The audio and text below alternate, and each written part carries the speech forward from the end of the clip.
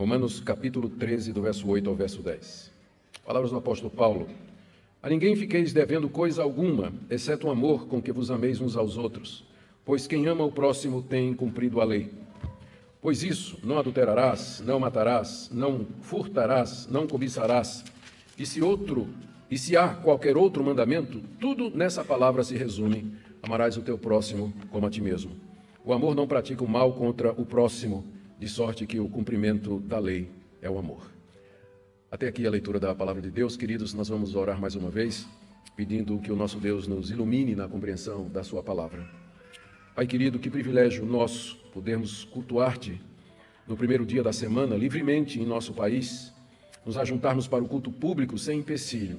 Te damos graças pela liberdade que impera no Brasil hoje, de forma que nós podemos, sem restrição, juntos como irmãos, professar publicamente a nossa fé em Ti. Nós pedimos que Te faças presente em nosso meio agora, pela exposição da Tua palavra, que Teu Espírito Santo, o Consolador, o Mestre, traga iluminação e entendimento aos nossos corações. Mas, Senhor, que não somente isso, mas que Ele incline o nosso coração a Te obedecer, que fique claro o que é que essa passagem demanda de nós hoje, o que é que ela nos oferece, como ela nos consola, de que de fato ela produza fruto no coração de todo aquele que aqui veio nessa noite para Te buscar com sinceridade de coração. É o que nós Te pedimos, Senhor, em nome de Jesus. Amém. Queridos, nós estamos na parte prática, assim chamada parte prática da carta aos Romanos. Apenas para lembrar, para não perdermos o contexto geral, na primeira parte, capítulos de 1 a 11, o apóstolo Paulo faz uma exposição das grandes doutrinas da graça. Ele começa primeiro falando da perdição de gentios e judeus, no capítulo 1 e no capítulo 2. Depois ele fala da perdição de todos os homens, metade do capítulo 3. E a partir daí ele fala de como Deus justifica pecadores, judeus e gentios, mediante a sua graça pela fé no sacrifício de Cristo, metade do capítulo 3 até o final do capítulo 5. Depois ele explica de que maneira aquelas pessoas que foram alcançadas pelo Evangelho de Deus, que foram justificadas pela graça, elas devem viver nesse mundo. Capítulo 6 ele fala da libertação do pecado, capítulo 7 ele fala da libertação da lei, e no capítulo 8 ele fala da vida no Espírito. Assim devem andar aqueles que foram justificados. De 9 a 11, Paulo trata da questão da nação de Israel. Deus ainda tem um plano para a nação de Israel, uma vez que em Cristo a lei foi cumprida, uma vez que a nova aliança entrou em vigor. Será que ainda resta uma esperança para os judeus? O fato de que a maior parte dos judeus rejeitava a pregação do Evangelho significa que Deus tinha rejeitado o seu antigo povo? Paulo trata disso nos capítulos 9, 10 e 11. E aqui no capítulo 12 ele começa a tratar das implicações práticas da nossa justificação. Fomos justificados pela graça mediante a fé em Cristo Jesus. Já não há condenação para aqueles que estão em Cristo. São várias declarações que o apóstolo Paulo faz na primeira parte da carta. Agora a pergunta é, de que maneira esses que foram justificados pela fé, perdoados livremente, como eles devem viver aqui nesse mundo? É exatamente o que Paulo trata nos capítulos finais da sua carta, de 12 até 16. Até aqui nós vimos que como conclusão ou como implicação de tudo que foi dito, de 1 a 11, nós devemos, primeiro, apresentar nossos corpos a Deus em culto racional, capítulo 12, verso 1. Devemos ser transformados pela renovação da nossa mente, capítulo 12, verso 2. Devemos pensar de nós mesmos com moderação, de acordo com os dons espirituais que recebemos, capítulo 12, de 3 a 8. Devemos exercer amor para com Deus, os irmãos e os inimigos, capítulo 12, de 9 a 21. E devemos obedecer às autoridades constituídas, Romanos 13, de 1 a 7, que foi exatamente o sermão de domingo passado. Como parte da obediência às autoridades, que Paulo ensina em 13, de 1 a 7, ele menciona o pagamento de impostos e tributos. Ele terminou aquela parte das autoridades dizendo assim, no verso 7, pagai a todos o que é devido. A quem tributo, pague tributo. A quem imposto, pague o imposto. A quem respeito, dê respeito. A quem honra, preste honra. Isso leva, então, o apóstolo Paulo a retomar o assunto do amor, que ele tinha falado em 12, de 9 a 21, como sendo a única dívida que o cristão deve ter. A única dívida é o amor. É a única dívida que o cristão está autorizado a ter. É o amor aos irmãos e ao próximo. E aí, então, ele retoma o assunto do amor, que é exatamente aquela passagem que eu acabei de ler para os irmãos. Aqui, mais uma vez, é importante sempre lembrar o contexto, a situação em que estas palavras foram escritas, porque isso nos ajuda a entender qual o objetivo do Espírito Santo aqui com essa passagem. Lembremos que a igreja de Roma, a qual Paulo escreve essa carta, era uma igreja composta de judeus e gentios e que havia, no primeiro século, uma tensão natural entre judeus e gentios quando eles pertenciam à mesma igreja. O judeu se convertia, entrava na igreja, o não-judeu se convertia, entrava na igreja, de repente vinha um convite, no sábado vamos nos reunir para um almoço fraterno. E o gentio trazia carne de porco, galinha cabidela, bicho que foi morto de qualquer forma, e o judeu chegava e dizia, eu não como isso, é proibido na lei de Moisés, ao menos olhar para esse tipo de animal. Como é que a igreja podia viver em comunhão se tinha restrições dietárias da parte de um e da parte de outro? Ou então alguns judeus que diziam, mas no sábado? Deus não mandou descansar no sábado? Por que nós vamos ter uma atividade no sábado? Então, igreja de judeus e gentios tinham tensões entre si. Isso vai ficar mais claro quando a gente chegar no capítulo 14, que aí o apóstolo Paulo vai atacar esse assunto de frente. Ele vai falar sobre essa questão do calendário, essa questão da dieta, se pode comer sangue, se não pode, balinha de Cosme e Damião, em festa de São João, todas essas coisas aí. Nós vamos entrar nessas questões no capítulo 14. Mas, por enquanto, Paulo está falando do amor como sendo o princípio que deve governar a vida da igreja. E é o que ele trata aqui. Então, a gente tem que lembrar que era uma igreja que tinha essa tensão interna, que precisava ouvir da necessidade de amarem-se ou de se amarem uns aos outros.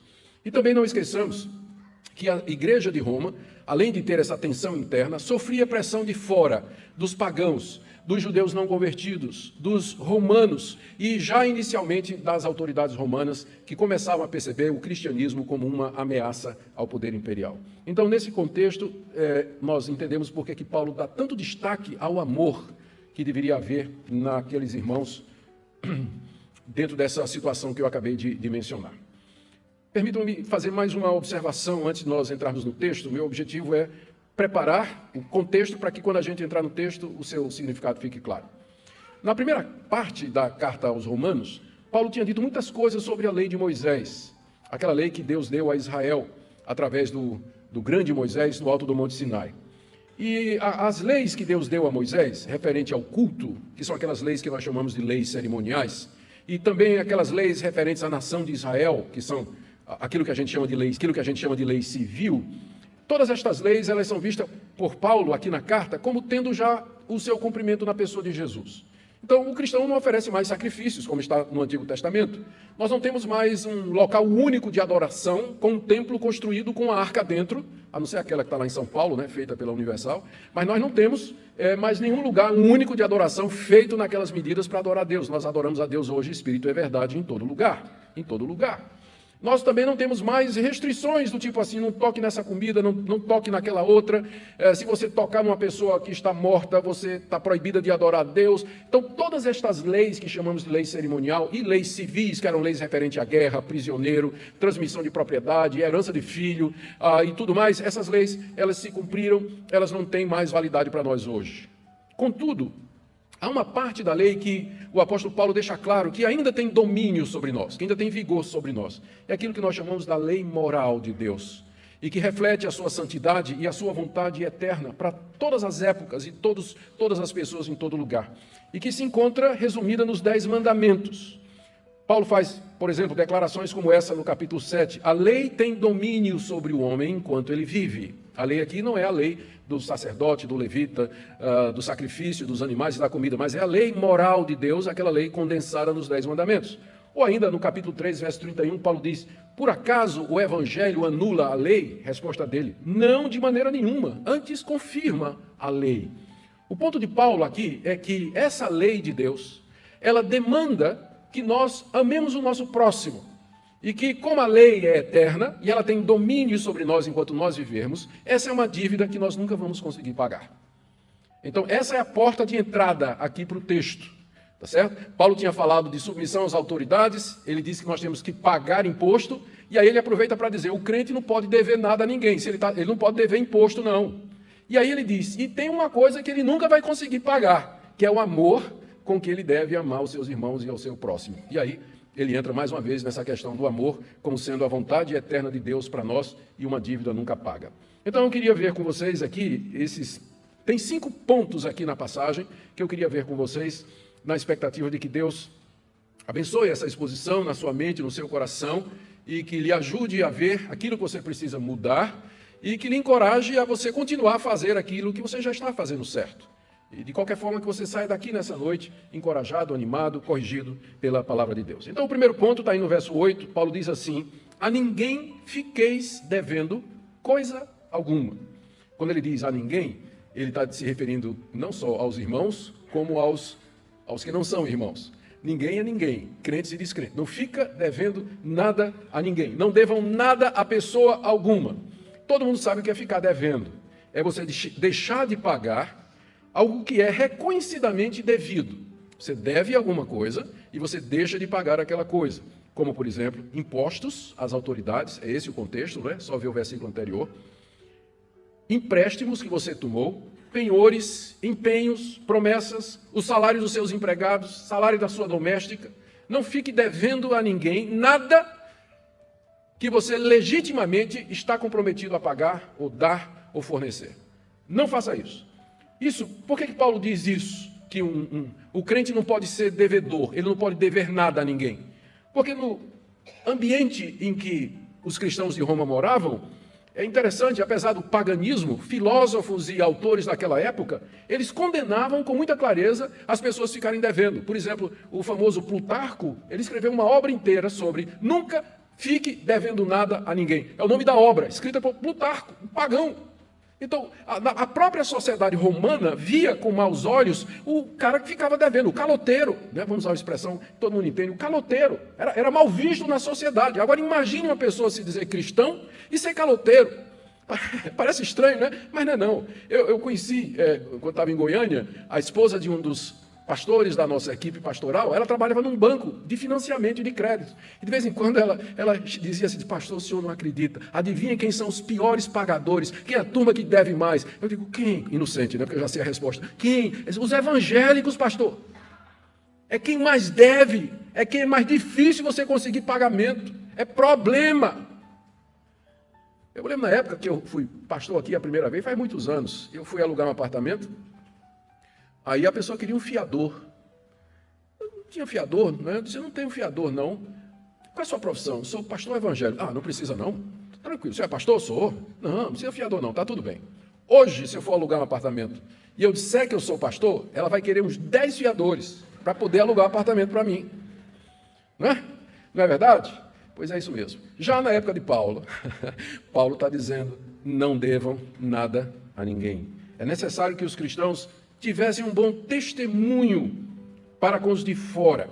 Aqui é importante notar que o apóstolo Paulo não está proibindo que o cristão contraia empréstimo. Não está proibindo que você tome um dinheiro emprestado para comprar um carro, para comprar uma propriedade ou para qualquer outra necessidade. O que está sendo proibido aqui é que você fique devendo, que você não pague aquilo que foi acertado. Não fique devendo coisa alguma a alguém.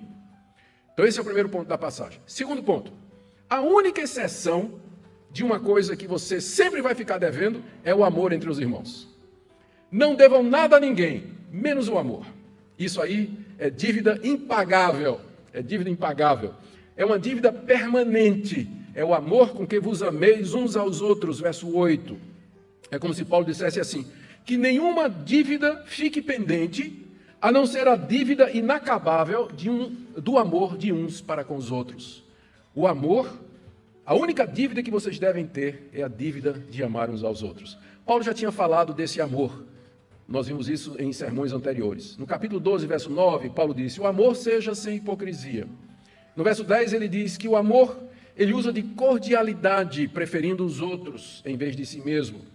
No capítulo 12, verso 13, ele disse que amar é a mesma coisa de ajudar os irmãos nas necessidades e praticar a hospitalidade. O amor se alegra com quem se alegra e chora com quem chora.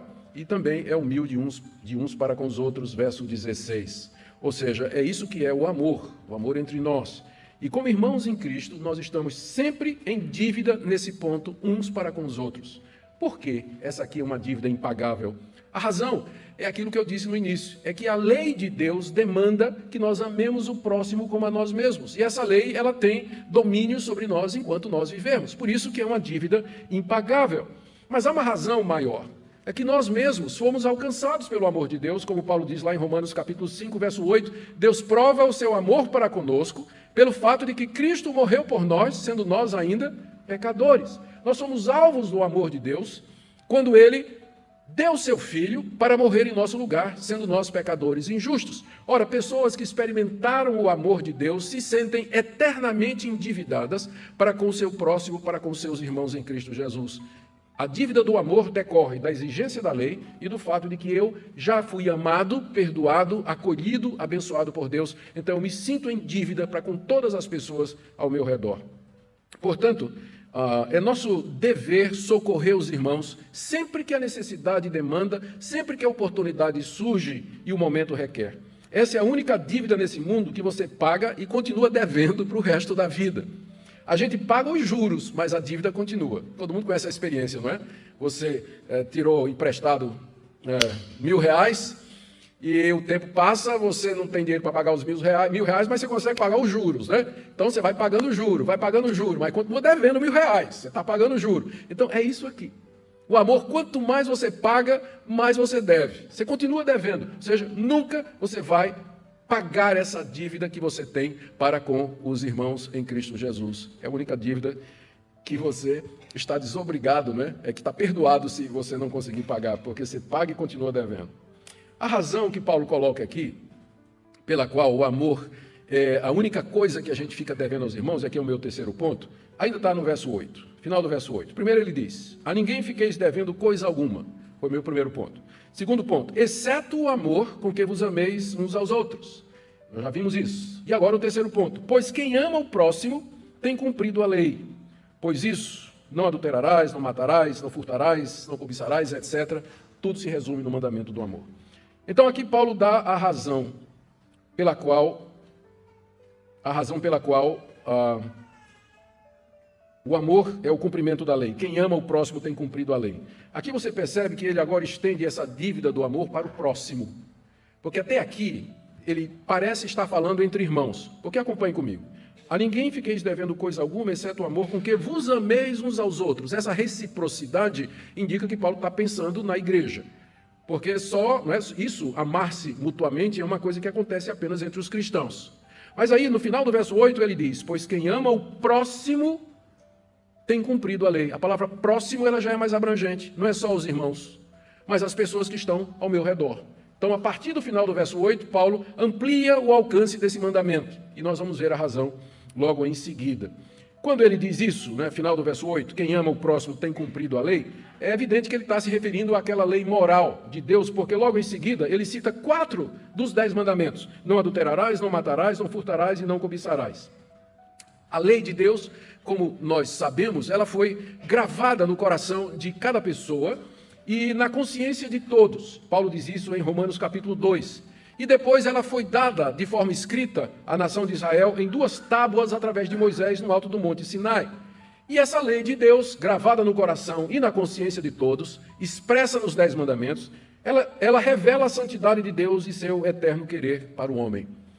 Daí vem a pergunta, em que sentido, final do verso 8, quem ama o próximo cumpre a lei? Porque Paulo passou 11 capítulos de Romanos, os primeiros 11 capítulos, dizendo que ninguém é capaz de cumprir a lei. E que a lei, na verdade, não foi dada para a nossa salvação. A lei, na verdade, ela condena, ela mostra o pecado. Romanos capítulo 7 mostra a luta do homem debaixo da lei. Eu sei o bem que eu tenho que fazer, mas não faço, não consigo fazer.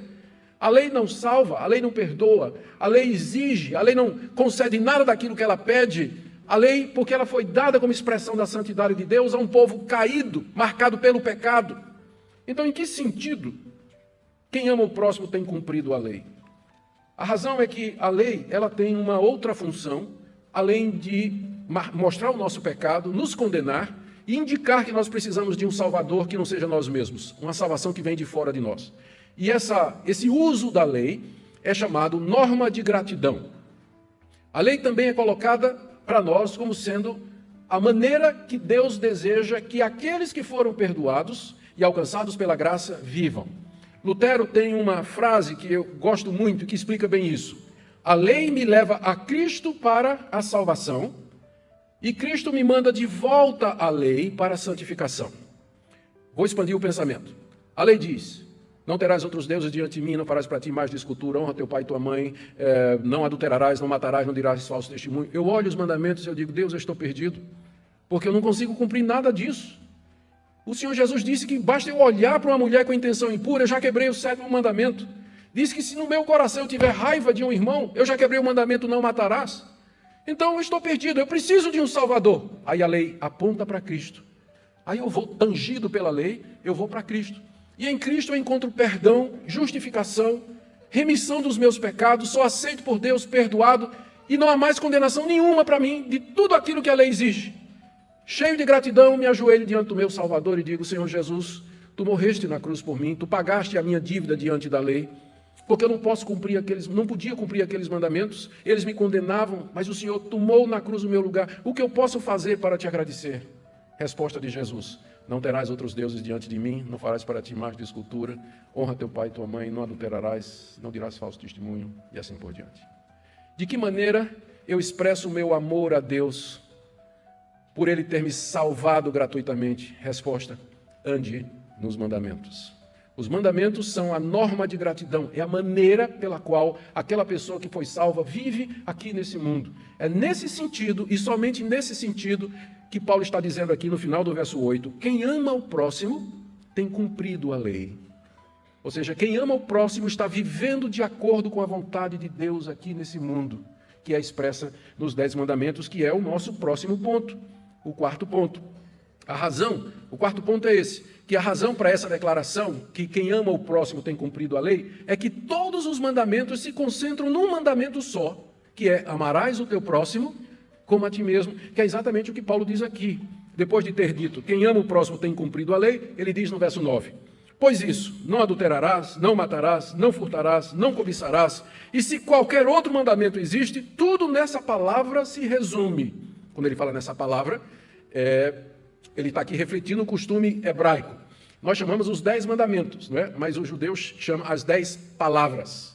Então ele está pensando como um judeu. Quando ele fala palavra aqui, é mandamento, né? Então ele diz, se qualquer outro mandamento há, tudo nesse mandamento, nesta palavra, se resume.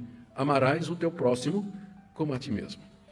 Deus já tinha dado a Israel esse mandamento de amar o próximo. Você encontra esse mandamento lá em Levítico 19:18, que eu vou ler aqui para você. Não te vingarás, não guardarás ira contra os filhos do teu povo, mas amarás o teu próximo como a ti mesmo. Eu sou o Senhor. Deus disse isso à nação de Israel através de Moisés. Então o mandamento de amar ao próximo como a si mesmo não é invenção do apóstolo Paulo, mas na verdade é uma citação de Levítico, capítulo 19, verso 18. O próprio Jesus citou esse mandamento 2 vezes. Uma vez, uma pessoa perguntou para Jesus, né, que mandamentos deveria guardar para entrar no reino de Deus? Resposta de Jesus: não matarás, não adulterarás, não furtarás, não dirás falso testemunho, honra teu pai e tua mãe, e amarás o teu próximo como a ti mesmo. Mateus 19:18-19. E mais adiante, um escriba chega para Jesus e pergunta: mestre, qual é o grande mandamento da lei? Resposta de Jesus, Mateus 22:36 em diante: amarás o Senhor teu Deus de todo o teu coração, de toda a tua alma, de todo o teu entendimento. Esse é o grande primeiro mandamento. O segundo, semelhante a esse, é: amarás o teu próximo como a ti mesmo. Destes 2 mandamentos dependem toda a lei e os profetas. E o que é interessante é que Paulo, esse mesmo Paulo, antes de escrever a carta aos Romanos, ele escreveu uma carta aos Gálatas. E na carta aos Gálatas ele disse assim: toda a lei se resume em um só preceito, a saber, amarás o teu próximo como a ti mesmo. Toda a lei se resume num preceito só: amarás ao teu próximo como a ti mesmo. E Tiago, ele chama esse mandamento de lei régia. Eu vou ler o que Tiago diz no capítulo 2, verso 8. Se vocês, contudo, observarem a lei régia, segundo a Escritura, que é: amarás ao teu próximo como a ti mesmo, fareis bem. Lei régia quer dizer a lei rainha, a principal das leis. Então, todo o Novo Testamento diz que esse mandamento, amarás o teu próximo como a ti mesmo, resume toda a vontade de Deus para nós aqui nesse mundo. Toda a lei se resume nesse mandamento, exatamente como Paulo está dizendo aqui. Agora, em que sentido, né, todos os mandamentos se concentram nesse só? A resposta está no verso 10, quando Paulo diz: o amor não pratica o mal contra o próximo. É por isso que o mandamento do amor, ele é o resumo de todos os outros mandamentos. Por quê? Porque o amor não faz mal ao próximo. Se não, vejamos: não adulterarás. Quem ama o seu próximo não vai se deitar com a esposa dele, não vai se deitar com o marido dela, não vai trair o seu próprio cônjuge, que é o próximo mais próximo que ele tem, vai fazer tudo para proteger o casamento dos outros, vai proteger o seu próprio casamento, não é? Não adulterarás. Se você ama, você não vai adulterar, porque o adultério vai contra o casamento do seu próximo ou vai contra o seu próprio casamento e seu cônjuge. Não matarás. Quem ama não vai atentar contra a vida de alguém, não vai abrigar sentimentos de ódio, de vingança, e irá tomar todas as medidas para preservar a vida do seu próximo. Logo, quem ama, cumpre o mandamento, não matarás. O próximo que Paulo cita, não furtarás. Quem ama o seu próximo vai ser justo, honesto e transparente com ele quando fizer negócio, quando vender um carro, quando vender uma propriedade, quando vender um negócio, quando fizer uma parceria, quando fizer qualquer tipo de negócio. Se você ama seu próximo, você não vai furtar, você não vai enganá-lo nas negociações, você não vai enganá-lo em qualquer coisa que você fizer com ele. Você será generoso, bondoso para com as necessidades dos outros. Você não vai se apropriar indevidamente daquilo que pertence ao seu próximo. Você vai respeitar a propriedade dele, o carro dele, os bens dele, tudo que ele tem. Então, quem ama, cumpre o mandamento, não furtarás. Ou, por exemplo, não cobiçarás, que é o mandamento que Paulo cita aqui. Quem ama o seu próximo, não fica com inveja dele quando ele prospera, quando arruma um emprego melhor do que o seu, quando compra um carro melhor do que o seu, quando arruma uma namorada mais bonita do que a sua. Né? Você não fica com inveja, você não fica com raiva, frustrado, dizendo, Deus, por que ele não eu? Então, quem ama, cumpre a lei. Não é claro isso? Quem ama, cumpre a lei. Por isso Paulo diz aqui, verso 10, o amor não pratica o mal contra o próximo.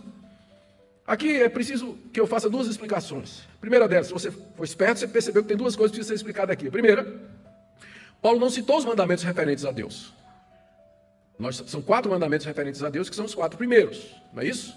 Não terás outros deuses diante de mim, não farás para ti mais de escultura, não tomarás o nome do Senhor teu Deus em vão, e lembra-te do dia de sábado, o dia de descanso, para o santificar. E a razão é que Paulo considera que esses mandamentos estão implícitos no amor ao próximo.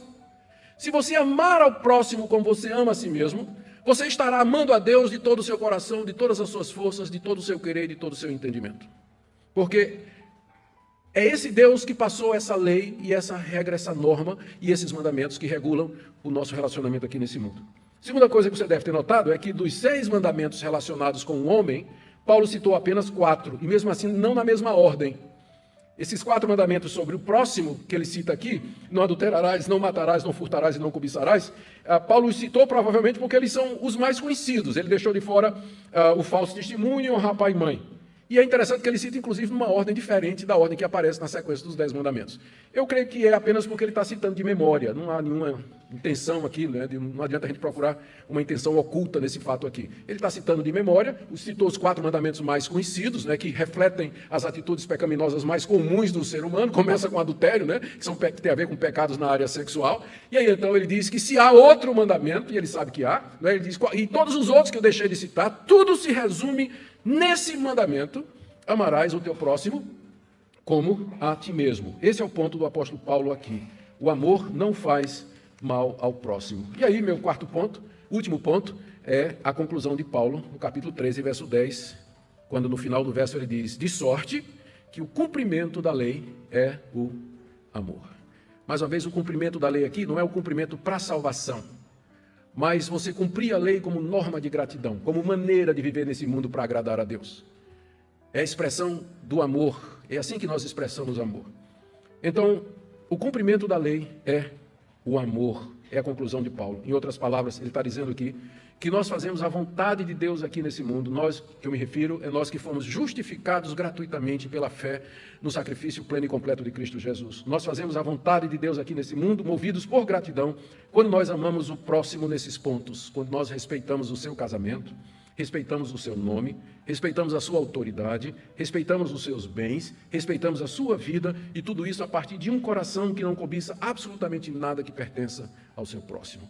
É isso que o apóstolo Paulo está ensinando nessa passagem, e eu quero aqui fazer algumas aplicações. A primeira delas, eu acho que ficou claro, apesar de nós não estarmos mais debaixo da lei, ou seja, não estamos mais debaixo da condenação da lei, nós não seremos mais condenados ao inferno porque nós quebramos todos os 10 mandamentos, de todas as maneiras possíveis e imagináveis, apesar de que nós não estamos mais debaixo da condenação da lei, contudo a lei permanece para o cristão como regra de fé e de prática, como expressão de como ele vai viver aqui nesse mundo. Segunda coisa que nós aprendemos, fica claro por essa passagem que amor não é um sentimento, mas amor é uma atitude. Amor é obediência aos mandamentos de Deus com relação ao meu próximo. O que é amar o meu próximo? É respeitar o casamento dele, a propriedade dele, o nome dele, a vida dele, tudo que pertence a ele. É isso que é amor. Não é sentimento. Então, mesmo que você não goste de uma pessoa, você está em dívida com ela. Lembra que amor é dívida. Isso significa que você vai tratá-la dessa maneira. Não vai querer nada dela. Não vai querer a esposa, não vai querer os bens, não vai querer o nome dele, não vai querer a honra dele e nem a vida dele. Mas você vai respeitar e, na verdade, positivamente, você vai fazer tudo para que o casamento dele, o negócio dele, a vida dele, o nome dele prospere, seja bem conhecido, seja uma bênção e um sucesso. É assim que a gente deve viver no mundo, como quem foi perdoado gratuitamente por Deus. Terceira coisa que nós aprendemos é que amor é a única dívida que depois de paga você continua devendo. Eu queria que você saísse daqui essa noite com isso gravado no seu coração. Você nunca vai pagar essa dívida de amor para com o seu próximo. Significa que toda vez que a demanda se apresentar, toda vez que a necessidade surgir ou a ocasião se impor, você deve ajudar, você deve contribuir, você deve apoiar, você deve fazer o que for possível estiver ao seu alcance para abençoar e ajudar o seu irmão ou o seu próximo. É isso que significa que o amor é uma dívida que nunca é paga aqui nesse mundo. E eu faço algumas aplicações aqui. Primeiro, eu sei que tem gente que confunde amor com paixão sexual. Inclusive, isso é assim que o mundo pensa hoje. Quando fala em amor, né? Tanto é que a famosa expressão, vamos fazer amor, todo mundo sabe o que é. Amor virou sinônimo de relação sexual, paixão sexual, coisa desse tipo. É evidente que essa não é uma definição bíblica. E se cristãos pensam assim, eles estão muito equivocados.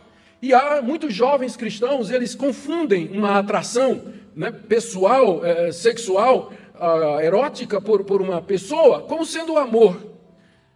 Como sendo amor. Mas não é necessariamente. Porque o amor não é um sentimento. Amor é uma atitude. Eu queria que você pensasse nisso. Por exemplo, se você ama sua namorada, você vai respeitar a virgindade dela, não vai? Você vai respeitar a intimidade dela. Você não vai querer forçá-la, constrangê-la ou qualquer coisa desse tipo. Você não vai querer fazer isso. Isso é que é amar. Amar no casamento é você ser fiel à sua mulher. Isso que você sente por uma pessoa fora do seu casamento, isso não é amor, não. Se você sente alguma coisa por uma pessoa fora do seu casamento, isso não é amor. Porque o amor, ele não vai para o lado do adultério. Então não confunda amor bíblico com paixão, com desejo, com o fogo da paixão sexual. São duas coisas completamente diferentes. Também é possível que haja pessoas aqui que tenham a ideia errada de que amar é gostar de alguém. E a gente sabe que na vida tem pessoas que a gente gosta mais do que as outras. Tem as pessoas que são fáceis da gente gostar, simpáticas, alegres, estão ali sempre presentes. Tem outras que são chatas, viu? Pensa no cabra chato. E tem dificuldade, né? A gente não consegue, não tem química. Vocês entendem o que eu estou dizendo? É por isso que vocês não... Todo mundo aqui é amigo de todo mundo, mas tem os amigos, né? Que é aquele pessoal mais íntimo que você convida para sair para comer pizza de noite, depois do culto. Você não vai convidar todo mundo, você convida aquele grupinho, né? Que você anda mais, que você se aproxima mais, não é verdade? Mas então não confunda isso com amor. Porque você é obrigado a amar, mesmo aquela pessoa pela qual você não tem simpatia, afinidade ou química. Não é uma questão de sentimento. Amor é uma dívida que você tem para com seu próximo, não importa quem seja. Jesus deixou isso muito claro na parábola do bom samaritano. Quem é o meu próximo? Meu próximo é aquele que precisa de mim, ainda que ele seja um judeu e eu seja um samaritano. É isso o sentido da parábola que Jesus contou. E, por último, a minha palavra é para aqueles que estão aqui nessa noite e que, como eu, muitas vezes percebem que o coração está seco, o coração está vazio, e a última coisa que a gente tem para dar é amor. Oh Deus, quem é capaz de cumprir esse mandamento? Como é que eu pagarei a minha dívida, Senhor, se na verdade o meu coração está amargurado? Meu coração está frustrado, eu estou de mal com a vida e com toda a humanidade. Como eu posso fazer isso? Ainda bem que o nosso Deus misericordioso e bom, Ele nos dá tudo aquilo que Ele exige de nós. E você pode nessa noite chegar-se diante de Deus e dizer assim, Deus, eu estou vendo pelo que foi dito aqui, que talvez eu não seja nem crente, porque minha vida toda é voltada para mim, eu só estou pensando naquilo que é meu direito, meu prazer, meu plano, meu direito de ser feliz, meu direito disso e daquilo. E eu não me preocupo com as pessoas ao meu redor, ou trato com desdém, com indiferença.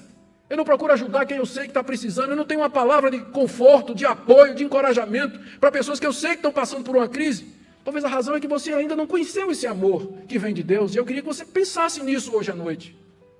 Você examinasse sua vida a partir dessa passagem. E que você, como eu, se chegue a Deus e diga: Deus, quem é capaz de amar dessa forma? E aí a resposta está lá em Romanos capítulo 5, verso 5, quando Paulo disse: o amor de Deus é derramado em nossos corações pelo Espírito Santo que nos foi dado. Deus derrama o seu amor em nossos corações para que nós possamos amar ao próximo. Talvez seja disso que você esteja precisando, desse batismo de amor, desse momento com Deus em que Deus vai inundar o seu coração de amor, de gratidão, onde você vai ver o amor de Deus refletido na cruz e você vai dizer: Deus, como é que eu posso viver somente para mim? Eu quero viver para os outros, amar ao próximo como a mim mesmo, porque isso é o resumo da tua vontade e do teu querer para mim aqui nesse mundo. Se essa palavra falou ao seu coração, nós temos os pastores da igreja à disposição durante a semana. Você pode marcar um horário para conversar. Pastor Cláudio, pastor Luciano. Comigo essa semana eu estou viajando, na outra eu estou por aqui. Mas se Deus falou no seu coração e você sente: Deus, eu preciso de uma mudança de vida, realmente é a luz da tua palavra, eu estou julgado pela tua palavra aqui, a equipe pastoral está pronta para ajudar você. Procure auxílio, porque nós estamos falando de coisas sérias que têm a ver com a sua eternidade, que têm a ver com sua alma e com sua vida.